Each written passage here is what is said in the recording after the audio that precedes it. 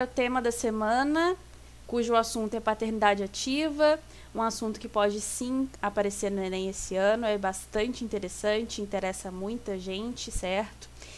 O tema propriamente dito, né, para além do assunto, vai contemplar aí os entraves, como a gente pode ver aqui, ó, entraves quer dizer desafios, quer dizer obstáculos, o que está dificultando o exercimento da paternidade ativa no Brasil, especificamente.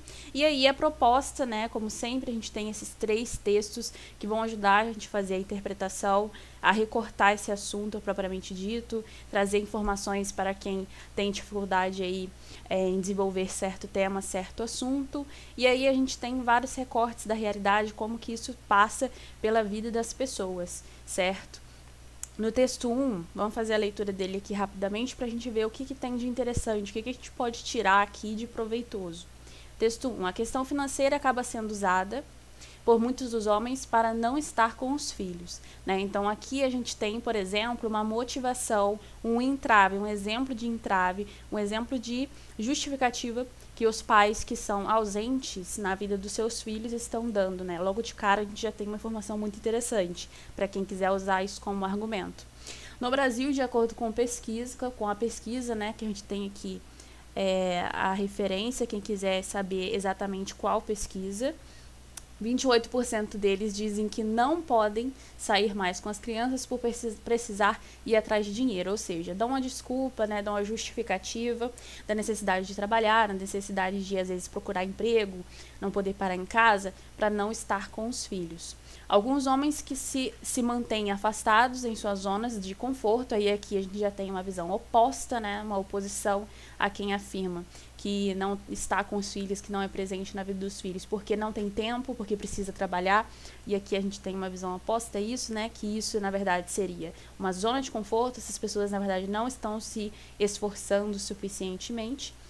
Pais que desejam assumir essa paternidade participativa precisam abandonar esse local de conforto, essa justificativa de que não podem estar com os filhos, explica Eduardo Fonseca, um cara que estava sendo entrevistado, né, quando essa matéria dessa reportagem estava sendo produzida.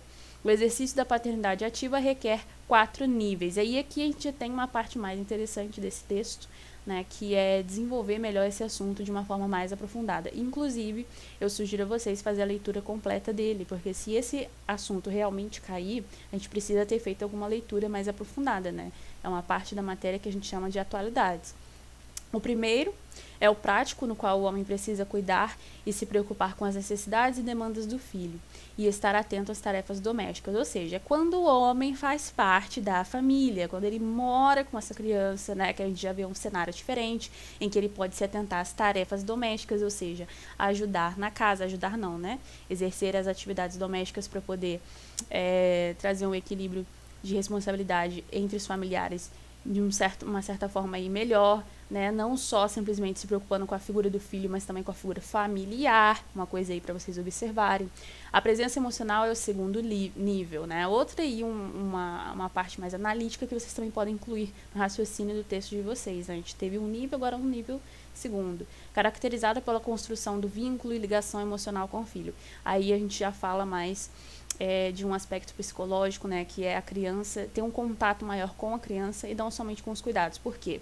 Às vezes a gente enxerga a paternidade justamente pelo lado só dos cuidados de manter a criança viva, né, digamos assim, de fornecer alimento, de fornecer saúde, de fornecer educação, mas algumas pessoas se esquecem que existe o nível da construção do vínculo, a construção psicológica, a presença de fato dessa pessoa de uma forma de qualidade realmente na vida do filho. Isso também se caracteriza como paternidade ativa, ou seja, se você for tecer no seu texto uma crítica, né, a gente pode começar essa crítica, por exemplo, dizendo, apesar de muitos pais estarem presentes responsavelmente, pelo que define a lei, inclusive, né, de fornecer educação, saúde, lazer e alimentação para o seu filho, um lar para o seu filho, ele não oferece, por exemplo, uma construção de vínculo e ligação emocional. Isso também configura como uma paternidade problemática, não ativa.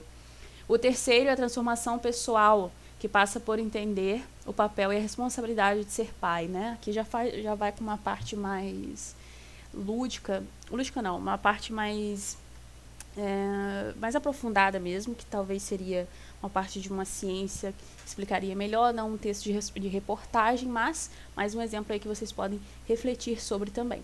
O quarto nível é o social e passa por onde atuam os influenciadores digitais da paternidade, ou seja, esse texto, na verdade, era sobre isso, sobre pessoas, pais que estão utilizando as redes sociais, as mídias sociais, para mostrar como que eles se portam com relação à paternidade, né? Como eles participam da vida dos filhos. Por isso que eu digo também que ainda mais é importante vocês darem uma olhada no texto completo. Por mais que isso daqui seja motivador, aqui é uma leitura realmente muito interessante. Ajudar outros homens a se transformarem e tal. E aí o texto vai tomar outro viés. Texto 2. Ser um pai ativo significa, para quem ainda não tem uma visão muito específica do que seria essa paternidade ativa, afinal de contas, né? Principalmente uma pessoa que sempre esteve acostumado a ter uma paternidade, uma figura paterna em casa bastante tradicional, não sabe exatamente o que seria o oposto disso, né? O que seria o oposto de uma paternidade tradicional, que é justamente aquele que falta com a paternidade. Seria exatamente o quê? Ter uma relação afetuosa e incondicional com seu filho, ou seja, participar da vida dele emocionalmente também, ter uma construção aí de amor e de cuidado, manter uma relação que vá além do provimento financeiro, que é aquela primeira parte lá que a gente falou, o primeiro passo, né, na paternidade ativa. Participar dos cuidados diários e da criação do filho, dando comida, ajudando a se vestir, colocando para dormir, participando das tarefas domésticas, que a gente chama, que é quando o pai exerce ações realmente que vão cuidar do seu filho, do bem-estar do seu filho diariamente, né, na prática também, nas ações, nas realizações diárias. Promover um vínculo carinhoso, de apego mútuo, de proximidade emocional com seu filho, compartilhar com a mãe as tarefas de cuidados.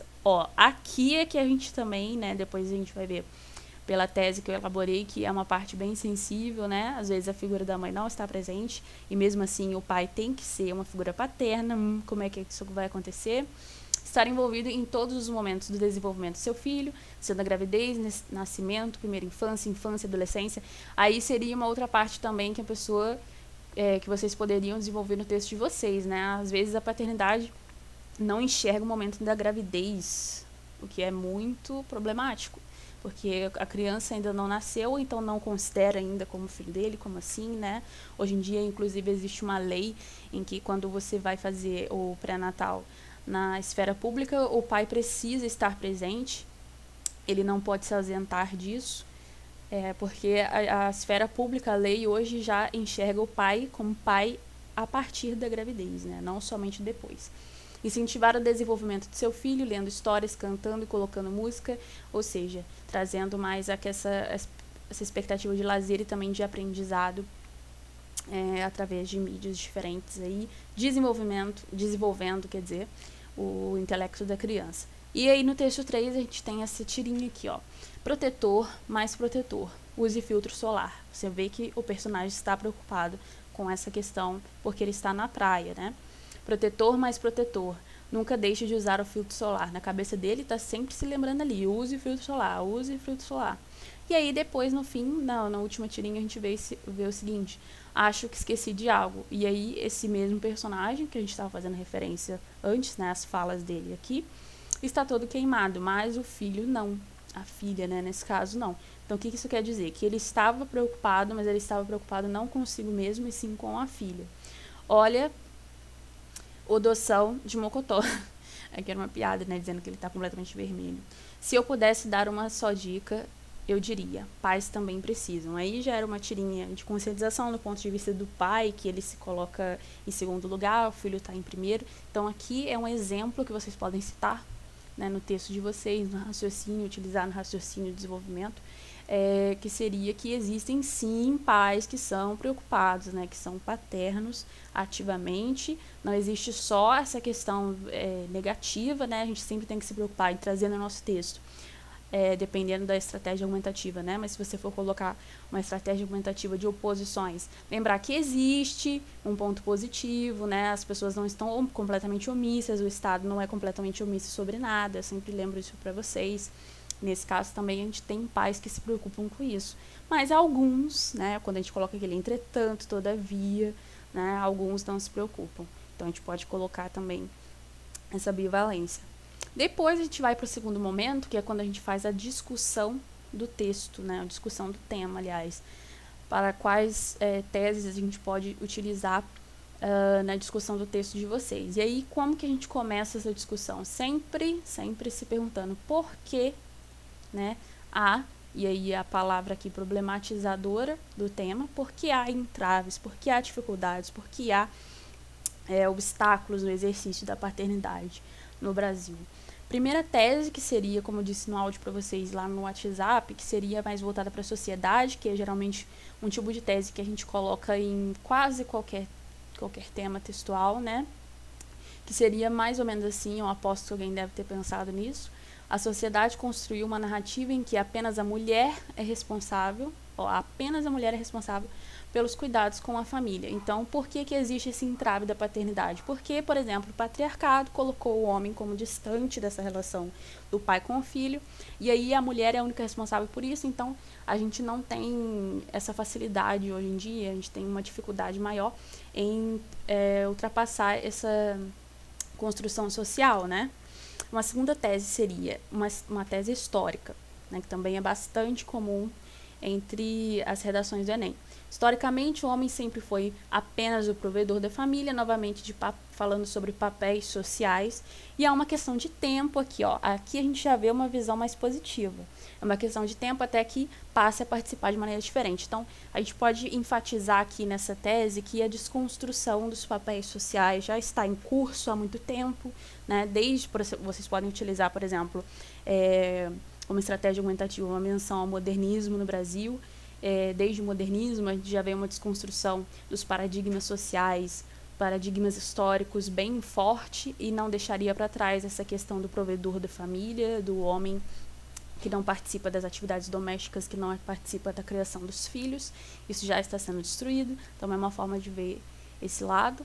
A terceira tese, a lei brasileira isenta o homem de real responsabilidade afetiva, ou seja, quando a lei fala que o homem tem que ter uma participação na vida dos seus filhos, por exemplo, uma participação financeira, né? Ele tem que prover ali uma pensão, por exemplo, ou então visitar o filho. A gente vê uma cobrança, certo, de uma responsabilidade, mas não sempre, não exatamente, né, afetiva. A gente vê uma necessidade de uma responsabilidade, a gente vê a lei trazendo esse aspecto da responsabilidade, mas não obriga o pai, por exemplo, a participar da educação do filho, não obriga o pai, por exemplo, a participar do desenvolvimento afetivo, emocional da criança. Então, se a lei permite que o homem não participe, então alguns vão optar realmente por não participar. Então, essa terceira tese seria para o lado da lei. Quando a gente fala para o lado da lei, a gente sempre lembra daqueles moldes também bastante tradicionais de dizer, da redação do Enem, né, de dizer que a lei é frouxa nesse sentido, né, ela não é eficaz, ela não pune o suficiente, a gente também pode ir por esse lado. No próximo vídeo eu vou falar das teses mais complexas, que a gente vai precisar fazer uma discussão mais aprofundada, mas a princípio é isso. Qualquer dúvida, qualquer necessidade de discussão, qualquer ponto de vista que vocês queiram enfatizar, vocês podem conversar comigo ou conversar entre si também, que eu acho que é muito válido. A construção do raciocínio do texto sempre passa por discussões, seja de você com você mesmo ou você com outras pessoas, beleza?